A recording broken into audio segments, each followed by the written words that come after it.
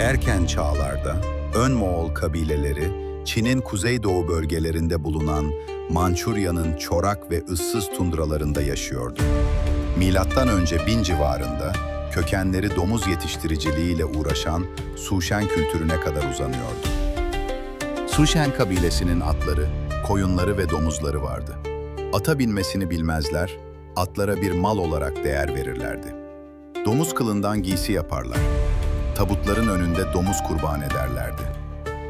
Çin tarih yazımı başladıktan sonra bu kabile gruplarını Çinliler Tunghu ve Şivei kavimler grubu olarak ikiye ayırdılar. Şivei grubu Göktürk çağına kadar tarihi bir gelişme göstermedi. Tunghular ise sürekli çevresindeki Hun, Tunguz, diğer Ön Moğol kavimleri ve Çinliler ile etkileşime girerek diğer Ön Moğol kabilelerinden farklılaştılar. Zaman içinde Tunghular güneye ve batıya doğru yayıldıkça Hunlar ve Çinliler ile yeni bağlar kurmaya başladılar. Hunların doğu kollarını hakimiyeti altına aldılar. Bu temas onların Hunlardan yeni gelenekler edinmelerini sağladı. Çin sınırına geldiklerinde Çin devletleriyle yaptıkları savaşlar ve anlaşmalar ile değişime uğradılar. Hunların Orhun bölgesinde yaşadığı zamanlarda Tunghular da Moğolistan'ın güney topraklarında yaşıyorlardı. Batı komşuları Yüeçiler, güneylerinde Hun boyları ve Çinliler vardı. Hun devleti güçlenmeye başladıktan sonra Metehan, Tunghular üzerine sefer düzenleyerek onların topraklarını ele geçirdi. Metehan'ın bu saldırısından kaçan Tunghuların bir kolu Mançurya'da bulunan Siempi Dağı'na sığındı ve bundan sonra bu dağın adıyla anılmaya başlandı. Tunghuların diğer kolu daha güneyde bulunan Wuhuan Dağı'na sığındı. Onlar da Siempiler gibi sığındıkları dağın adıyla anılmaya başlandı. Wuhuanlar, Ön Moğollar arasında tarih sahnesine ilk olarak çıkan ve Hunlara karşı cephe almış ünlü bir kabileydi. Bu kabilenin yaşantısında ata iyi binerler, iyi yay çekerlerdi. Avlanırlar, sürülerini otlatmak için konup göçerlerdi. Üzeri otlar ile kubbe yapılmış çadırları vardı. Çadırların kapıları ise doğuya, yani güneşin doğduğu yöne dönüktü. Bu Ön Moğol kavmi, diğer kavimlerin arasında en gelişmiş olanıydı.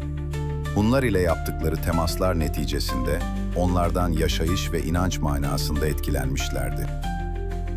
Siempilerin gelenekleri ve dilleri Wuhuanlar ile benzerdi. Yaban atı, yaban koyunu ve geyik beslerlerdi. Geyik boynuzlarından yay yaparlardı. Samur, su samuru ve sincap kürkü ticareti yaparlardı. Kuzeye ve doğuya gidildikçe at ve araba kullanımı azalıyor. Sığır ve koyun yetiştiriciliği kayboluyordu. Siempiler, Mançurya'nın daha kuzey bölgesinde yaşadıkları için tarih sahnesine daha sonraları çıkmışlardı. Mançurya'nın daha kuzeylerine gidildikçe diğer Ön Moğol kabilelerinde at ve koyun yetiştiriciliği kayboluyordu. Az miktarda sığır yetiştiriyorlardı. Bu kavimlerde domuz yetiştiriciliği ön plana çıkıyordu. Ön Moğol kabilelerinde Tibetlilerde olduğu gibi köpeği kutsal sayma inancı vardı.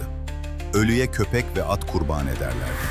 Domuz yetiştiriciliğinin yaygın olduğu daha kuzeydeki boylarda atın yerini domuz alırdı. Köpek ruhunun ölünün ruhuna Kızıldağ'a giderken yoldaşlık ettiğine inanırlardı. Ölüyü gömdükten sonra ölü aşı dağıtırlar ve eğlenirlerdi. Bu boylar köpek ve domuz derisinden yapılan elbise giyerlerdi. Savaş aleti olarak kendi yaptıkları ok ve yayları kullanırlardı. Demircilik bilirler ve demir silahlarını da kendileri yaparlardı. Atlar için eğer, dizgin ve üzengi gibi şeyleri de yaparlardı. Kadınlar kumaş dokur, keçe yapar ve deri işleyebilirlerdi. Ön Moğol boylarında aile geleneği anaerkil yapı gösterir. Serbest evlenme şeklinde evlilik gerçekleşirdi. Erkekler beğendikleri kızları seçerler ve kaçırırlardı. Bu süreçten sonra kızın ailesine hediyeler gönderirler. Daha sonra çocuk olana kadar kızın ailesinin yanında kalırlar ve onlara büyük hürmet gösterirlerdi. Kızın evinden ayrılma zamanında kızın ailesi büyük hediyeler vererek onları uğurlardı. Ön Moğol boyları tarihi süreç içinde Hun boylarını hakimiyet altına aldı. Mete Han'ın Tumhuları yenmesi sonucu boylar farklı yerlere dağıldılar.